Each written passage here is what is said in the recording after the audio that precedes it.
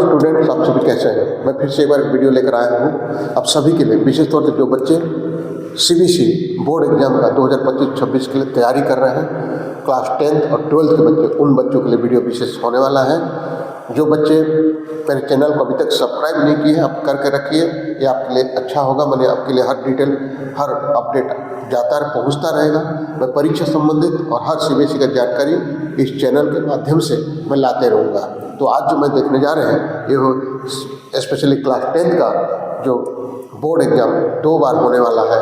2 exam, 2 attempts will be given for class 10th student on this 2025-26 onwards going to start। तो उसके लिए क्या कुछ होना चाहिए, क्या नहीं होना है, सीबीएसई एक गाइडलाइन जारी किया है उसको। और इससे पहले भी मैंने एक वीडियो बनाया हूँ जिसमें हर चीज़ बताया हूँ, कौन बच्चे इसमें शामिल हो सकता है, कौन बच्चे नहीं होगा, ये सारे डिटेल मैं एक वीडियो बनाया हूँ। आप मेरे वीडियो में जाकर देख सकते हैं, उसमें मैं डाला हूँ सीबीएसई बोर्ड का 2 attempt करके उसमें है, तो उसको जरूर देख लीजिएगा। अगर वो वीडियो देखे नहीं है, आप जाकर देख लीजिएगा। उसके बाद अभी जो है सीबीएसई ने जारी किया है कुछ guideline, frequently asked questions on the 2 board examination policy CBSE ने जारी किया है। कल ही जारी किया था इसको, तो मैं आपको एक झलक मैं बता रहा हूँ क्लास 10th के लिए। सीबीएसई ने जारी किया है कि क्या और क्या चीज़ हो सकता है, क्या चीज़ नहीं हो सकता, क्या सवाल है आपके मन में। बहुत तक मन की पहली बार शुरू हो रहा है, तो इसलिए बहुत सारे डाउट्स होंगे। हम लोगों ने यूट्यूबर्स भी कई वीडियो बना रखे हैं, लेकिन इसके बाद भी सीबीएसई गाइडलाइन जारी किया है, उसके संबंधित पूरा सटीक जानकारी आपको यहीं से मिलेगा। सीबीएसई इंटीग्रेटेड ऑफिस कॉम्प्लेक्स में ना इसका जो एड्रेस है, नवंबर 2025 में जारी किया है।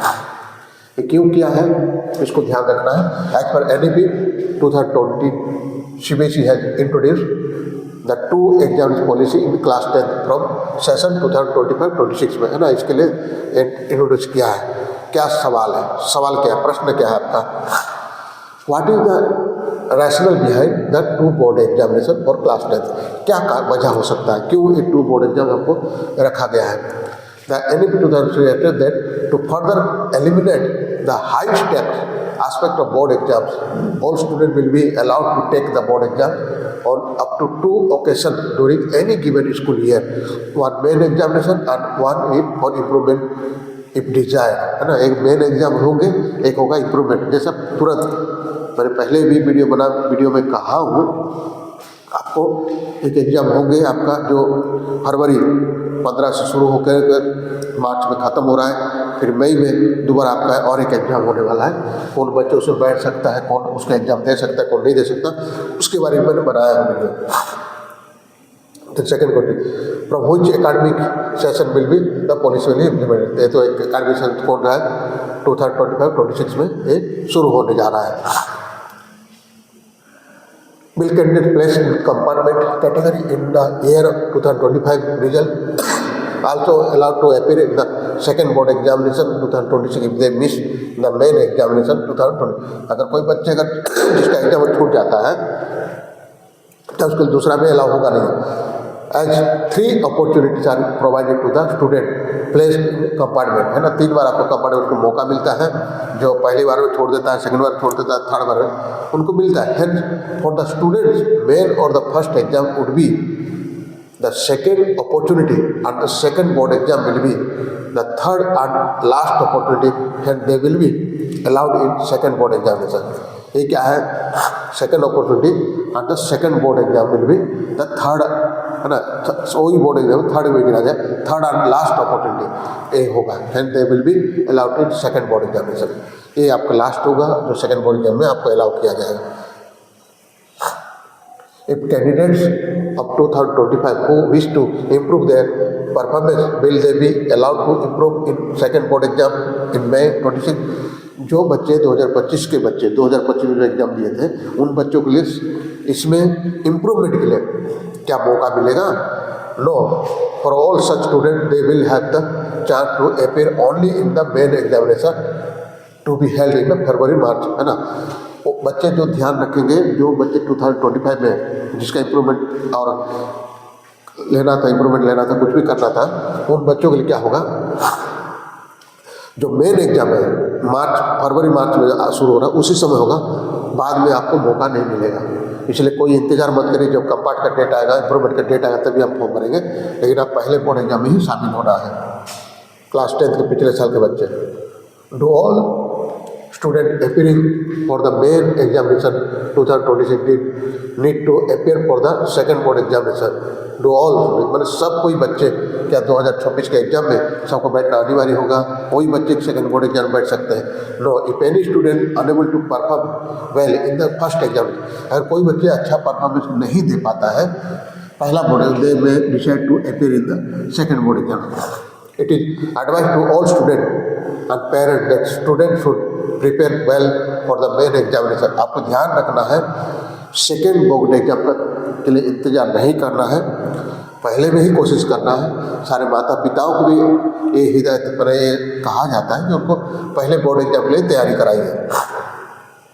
For the role of the school is to make conducive environment where learner can remain stress free and should not be pressured to appear for the second examination to secure more mark just for the sake of better school performance for publicity etc.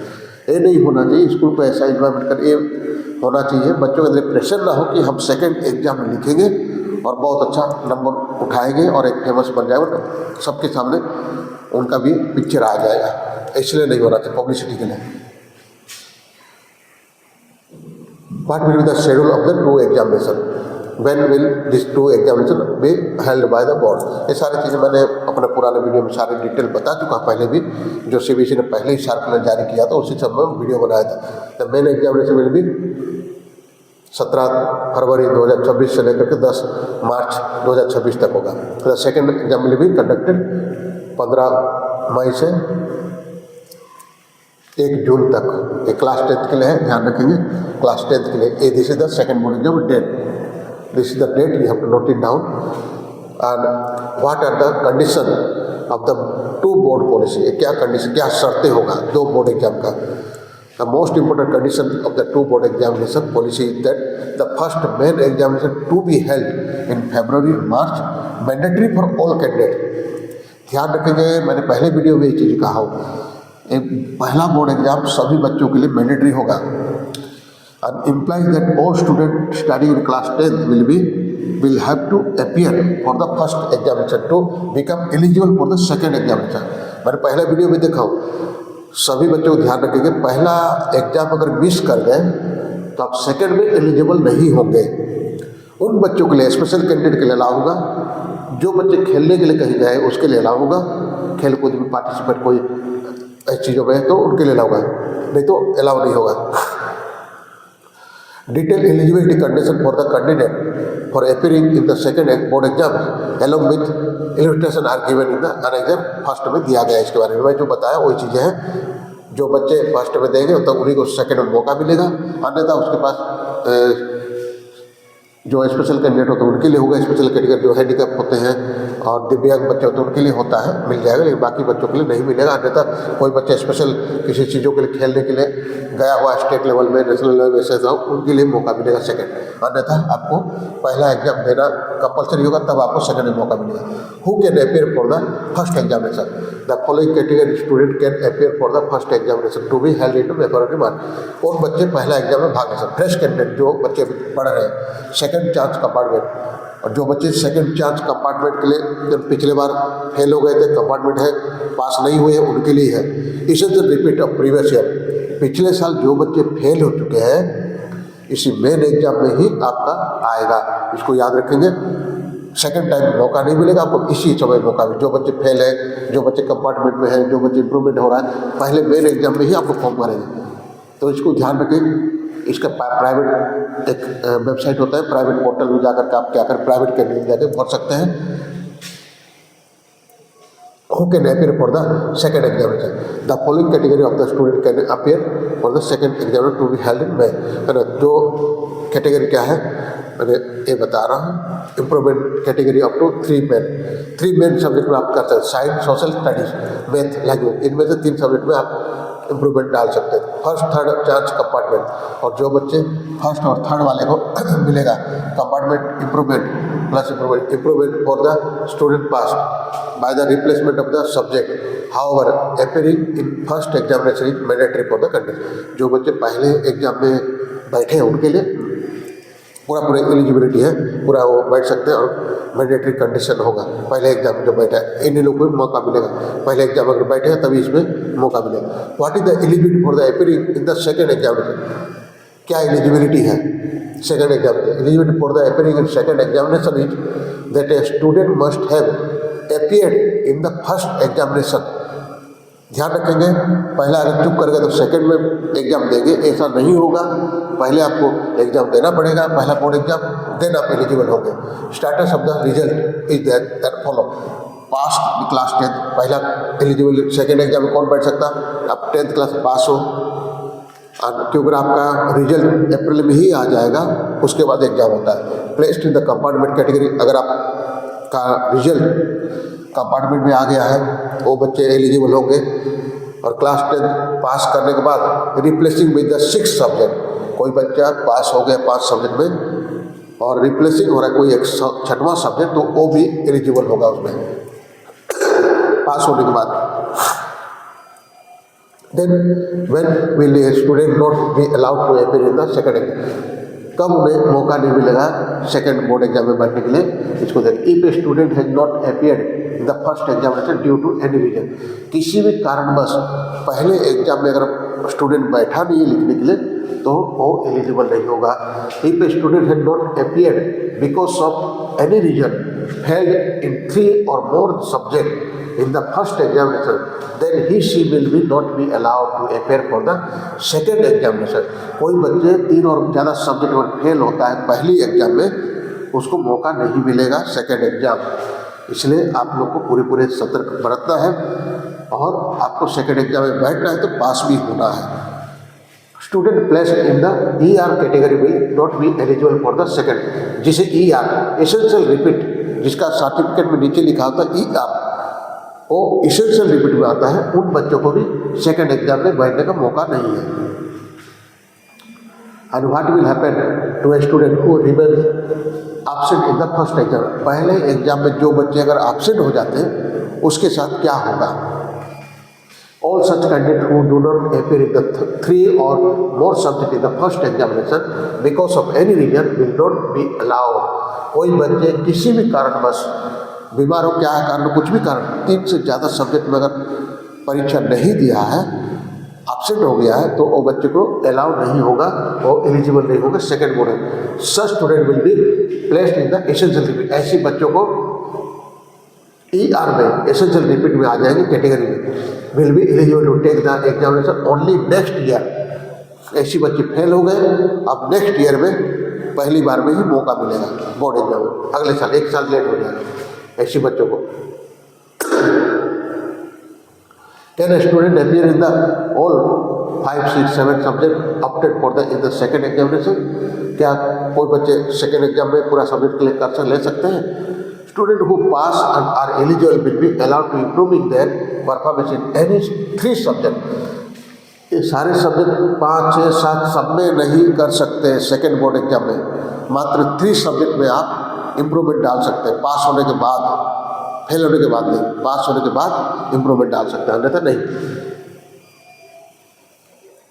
appear for the improvement of the performance in the 3 subject, up to 3 subject only आपको second board exam में। इसका मतलब second board exam is nothing only for improvement 3 subject. Before also you are there but it used to take time, लेकिन अभी क्या तुरंत हो रहा है, क्योंकि बच्चों को बहुत ही मुश्किल हो रहा था विश्वविद्यालय में, यूनिवर्सिटी में CUET का फॉर्म भरने में, सब चीज़ों में इम्प्रूवमेंट डालने में लेट हो जाता था।